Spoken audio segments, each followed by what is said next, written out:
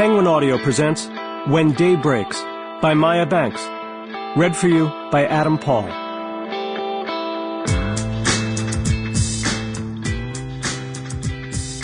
Chapter 1. Big Eddie Sinclair sat behind his aged wooden desk in his big empty house, a house that had once been filled with love and laughter, his gnarled, calloused hands shaking. Sweat beaded his forehead and ran in thin rivulets down his temples, tracing a line over grooved, aged, weather-beaten skin. His hands shook so badly that the papers he'd been holding fell, scattering on the desk, some sliding onto the floor. He stared up, his gaze unconsciously seeking out the mantel over the fireplace his wife had insisted on having installed in his working space. She hadn't wanted him to ever get cold. The idea that Big Eddie Sinclair's gentle wife had been concerned that he'd get cold would have gotten him laughed out of the barracks. His badass buddies would never let him hear the end of it. Eddie was a big man, a killer, trained by the best, and in turn he had trained the best. But right now he felt as helpless as a newborn babe. Fear, an emotion that until the day his first child was born had been completely alien to him, gripped him by the balls, freezing his insides.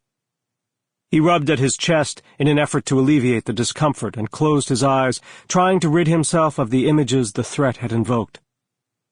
He'd lived his life knowing that he was invincible. He wasn't egotistical. Men who served with the men he served with didn't think they were good. They knew they were good. And none of that ability had been able to save his precious wife.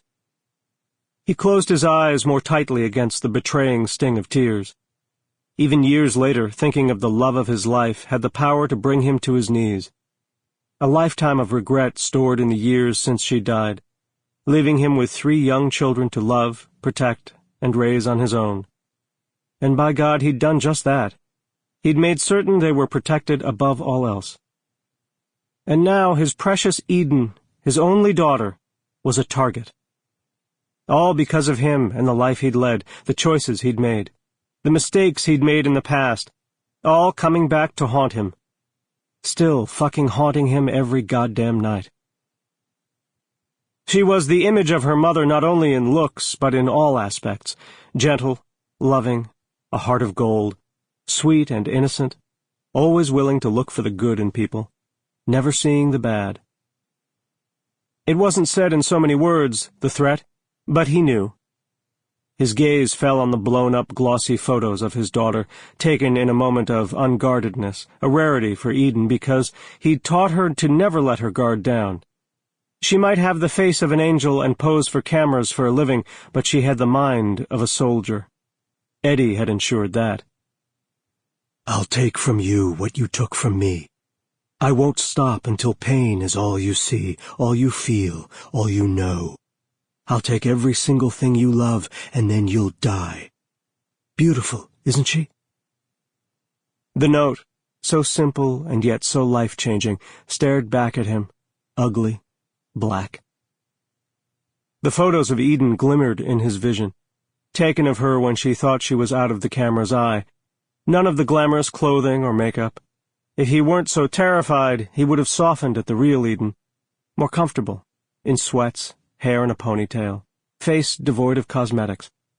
So beautiful it hurt to look at her because she reminded him so much of her mother. He reached for the phone, dialing her number before he thought better of it. As it rang, he nearly hung up, but Eden would only call back.